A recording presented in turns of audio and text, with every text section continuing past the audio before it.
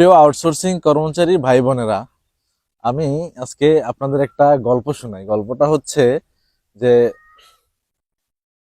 দুইটা মানুষ, দুইজনই একটা অঙ্কুর আপনার মাটিতে গেড়ে দিয়েছে, পুঁতেছে। তো একজনের গাছ হচ্ছে আপনার অঙ্কুর থেকে চারা গজিয়ে হচ্ছে আপনার 90 দিনে সাপোজ 100 ফিট হয়ে গেছে, 100 ফিট। আর আরেকজনের গাছ আপনার এখনো অঙ্কুরই, মানে বীজ থেকে অঙ্কুরই গজালো না। তো উনি খুব আপসেট, টেনশন আছে। হঠাৎ করে একদিন উনি দেখলো 3 থেকে 4 মাসের মাথায়, মানে 90 দিনের মাথায় ওনার গাছ যখন অঙ্কুরটা গজালো, এতদিন অপেক্ষার পরে যখন অঙ্কুর বীজ থেকে গজালো, তখন তার সেই গাছ দ্বিতীয় ব্যক্তির তুলনায় 90 দিনের মাথায় তার থেকে ছাড়িয়ে গেছে, তার থেকে অনেক বড় হয়ে গেছে। তো এটা এখন বলতে পারেন যে ওই যে লাস্ট কয়েকদিনের মাথায় যে তার অঙ্কুর গজে এত বড় গাছ হয়ে গেল, এতদিনের ফসল না। উনি কিন্তু সেই 3 মাস আগেই, 90 দিন আগেই উনি মাটিতে বীজ পুঁতেছে।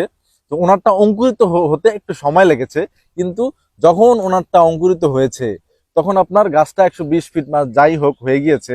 আপনি বুঝতে পারছেন, এটা কিন্তু 4 মাসের মাথায় হয়েছে, একদিনে হয় নাই।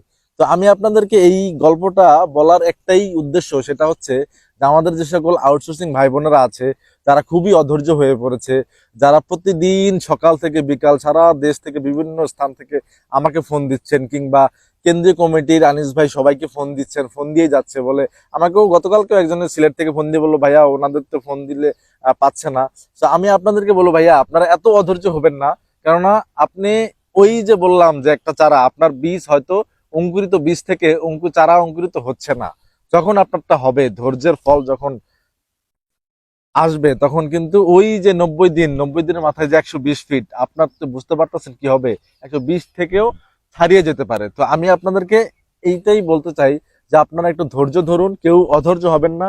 কাজ অবশ্যই চলছে। আর কেন্দ্রীয় কমিটির পক্ষ থেকে যারা আছে, ওনারা যে কোনো একটা কারণেই হচ্ছে আপডেট দিচ্ছে না। ইনশাআল্লাহ যখন দিবে তখন কিন্তু ওই যে গাছের মতো আপনার বীজ থেকে যখন অঙ্কুরিত হয়, 120 কোথায় যাবে ছাড়িয়ে, আপনাকে কিন্তু সেটা বুঝতে পারতেছেন। তো অধৈর্য হওয়া যাবে না। এত বছর যেহেতু আপনারা কাজ করতে যাচ্ছেন, কারো কারো অনেকের সার্ভিস 15-20 বছর হয়ে গেছে।